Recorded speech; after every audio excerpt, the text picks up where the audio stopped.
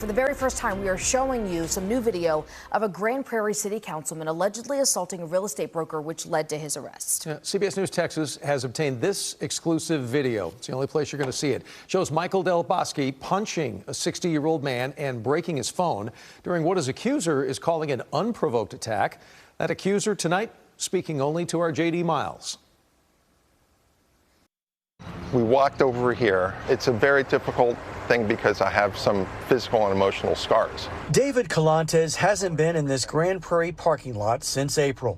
I see this black Cadillac Escalade make a sharp turn and coming up on the wrong side of the road. That's when the 60-year-old Austin real estate broker left the area with bloodied hands after a violent encounter with Grand Prairie City Council member Mike Del Bosque. He gets in front of me, does not allow me to walk by, and then when he's kind of looking at me, I saw in his eyes that he meant to do me harm. He stops me right around here. Security camera video obtained by CBS News Texas shows Del Bosque approaching Calantes on April 4th. He says, who are you? What do you want with my property?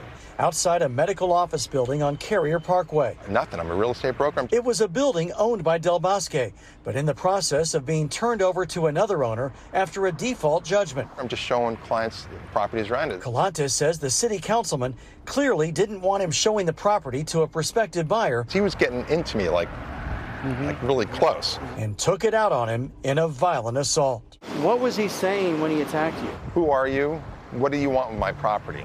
I identified myself as a real estate broker with clients looking at property in the area. And he says, what do you want with my property, over and over again? And then that's when I kind of started backing up. And then he tries to throw a punch at me. I just was fighting for my life, literally. The video shows Del Bosque taking Calantes to the ground, eventually smashing the victim's cell phone and trying to grab his wallet.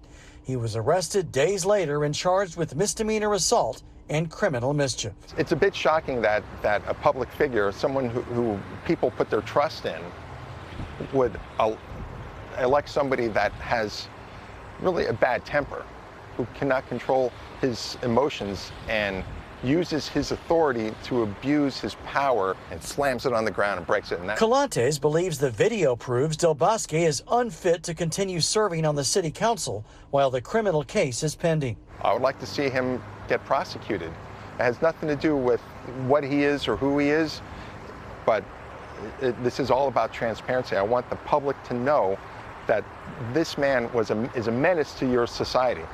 Grand Prairie does not want to be known as a city where innocent people can come and get accosted by their public officials. I spoke to Del Bosque by phone and asked him about what we see on the video.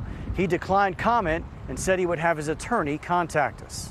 So far, that hasn't happened. Del Bosque has served on the city council since 2017. Mayor Ron Jensen tells CBS News Texas in a statement, "I'm concerned about what occurred, but ultimately it's up to the citizens to decide whether they believe he should continue serving if he chooses to run again." Dallas County DA John Creuzot insists that Del Bosque's position of power will not impact his prosecution, saying in a statement, "This is a pending case, so we cannot comment. However, I can assure you that this office is following the law, and this matter is being handled with the same diligence and impartiality as any other case." Without the video evidence that Calantes says he obtained from a nearby animal clinic that he believes backs up his account, it's possible, he says, that the council member would avoid accountability for the trauma he still struggles with. Scars there. I have some leftover scars. They're small, but they're on my fingers, and they'll never go away. So I'm constantly reminded of the attack every day. In Grand Prairie, J.D. Miles, CBS News Texas.